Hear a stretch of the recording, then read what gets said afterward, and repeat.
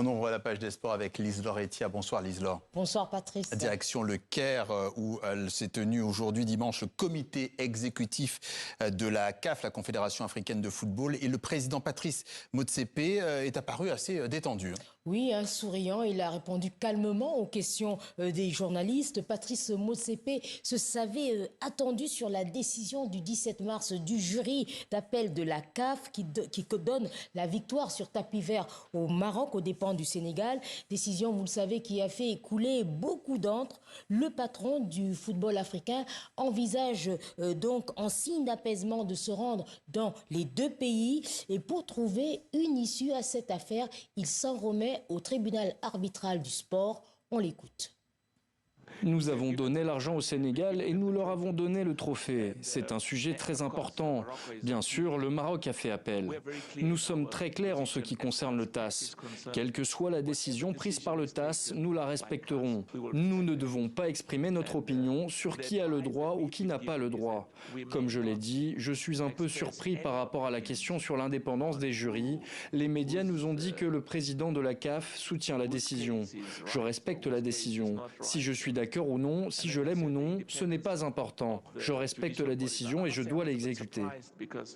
Voilà, pour rassurer les amateurs de football, Patrice Motsepe a fait quelques annonces, parmi lesquelles une vaste réforme de l'arbitrage. Il a confirmé la tenue prochaine de la CAN féminine au Maroc, compétition, vous savez, qui a été reportée au mois de juillet prochain.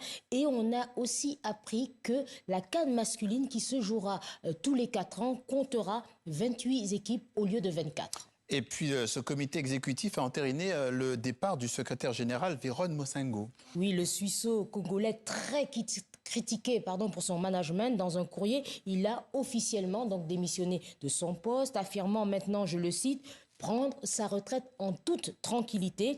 Il est remplacé par le directeur des compétitions de la CAF, Samson Adamou. Le Nigérian assumera l'intérim jusqu'à la prochaine assemblée. Alors maintenant, on va revenir sur l'ambiance d'hier soir au Stade de France qui affichait complet pour un match entre le Sénégal et le Pérou. Vous y étiez, Lise-Laure, et ce match a pris l'allure d'un soutien du public aux Lions de la Teranga après la décision du jury disciplinaire de la CAF de remettre le titre au Maroc, on l'évoquait. Oui, nous avons rencontré hier des Sénégalais qui venaient de tous les coins de la France et même de l'Europe, parés aux couleurs du drapeau national. D'autres portaient même des maillots où était écrit « Allez, champion d'Afrique ». Dans le stade, l'ambiance était survoltée avec la présentation du trophée. Les Péruviens, eux, étaient noyés dans la foule. Ils essayaient de donner de la voix. Et puis, avec la victoire, les joueurs étaient bien sûr ravis. Certains pensent déjà à la Coupe du Monde avec ce France-Sénégal qui se jouera le 16 juin prochain. On écoute les réactions recueillies sur le terrain par Saleh Adine. Pour revenir sur le match maîtrisé, 2-0. Le Sénégal est prêt pour la Coupe du Monde? Ouais, on est content, il reste encore 2-3 petits réglages pour être une équipe méchante et solide. Et après voilà, je pense qu'on sera prêt. Il y avait un message à faire passer aujourd'hui à travers cette victoire, à travers la Coupe du Monde, à travers ce qui se dit tout autour des terrains? Non, même pas un message, on reste sur nous parce qu'on sait qu'on a une bonne équipe. Maintenant, on l'a démontré tout au long de la CAN et bien avant. Aujourd'hui, c'est un plaisir pour nous de venir en France et de jouer ce match contre le Pérou, qui a été un très bon match dans l'ensemble. Maintenant, je ne sais pas si c'est un message ou pas. Ce qui est sûr est que le Sénégal restera toujours debout, quoi qu'il soit. Et voilà, on va tout faire pour rendre notre pays fier. Dans quelques mois, il y a un match face à la France, 16 juin, à New York. Tu sens comment ce match? Ça va être un match difficile avec deux équipes qui ont de très grands joueurs, de très bonnes équipes. Mais je crois que nous, on les a battus en 2002 et on a envie de voir nos petits frères le faire encore et ils sont capables de le faire. Mais ça ne va pas être un match facile, ça va être un très bon match. Mais maintenant, nous, on les a fait rêver en 2002. Maintenant, ce public-là attend la Coupe du Monde qui va venir pour leur faire rêver encore une fois de plus. Merci beaucoup, Elhadj. Merci. Voilà, et ce matin, la presse marocaine, eh bien, il y avait des réactions, évidemment.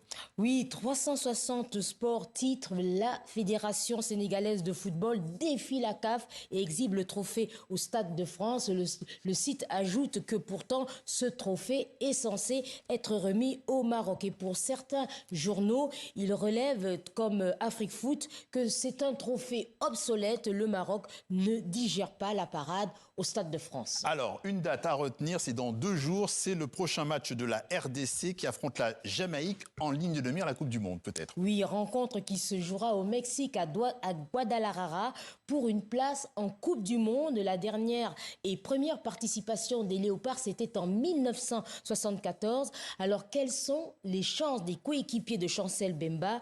Nous avons posé la question à un ancien international, Distel Zola.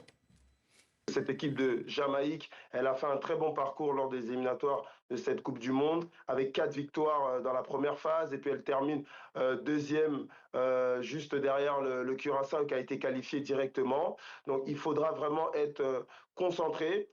On sait que la RDC joue au Mexique, c'est en altitude, donc tous ces aspects-là, il faudra les prendre en considération et que la RDC joue avec ses atouts qui sont l'attaque. On a des Wissa, Bakambu, mais aussi la défense avec Chancel Bemba. Et je pense que pour se qualifier, il faudra être attentif aux détails, que ce soit les coups de pied arrêtés, les décisions de l'arbitre. Donc, c'est des joueurs qui sont tous professionnels, qui jouent dans des grands clubs. Ils sont prêts. Il y a eu beaucoup de réactions par rapport à la liste du coach des Armes, mais je pense que le coach, il est resté dans la continuité. Il a des certitudes par rapport à déjà ces éliminatoires de cette Coupe du Monde et puis la Coupe d'Afrique. Donc il est avec son groupe, ça fait quelques années maintenant. C'est un match important et je pense que c'est pas le moment dans le timing de changer une liste.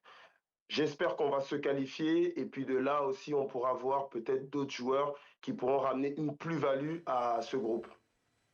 Voilà, merci Liselor, à très vite. À la semaine prochaine.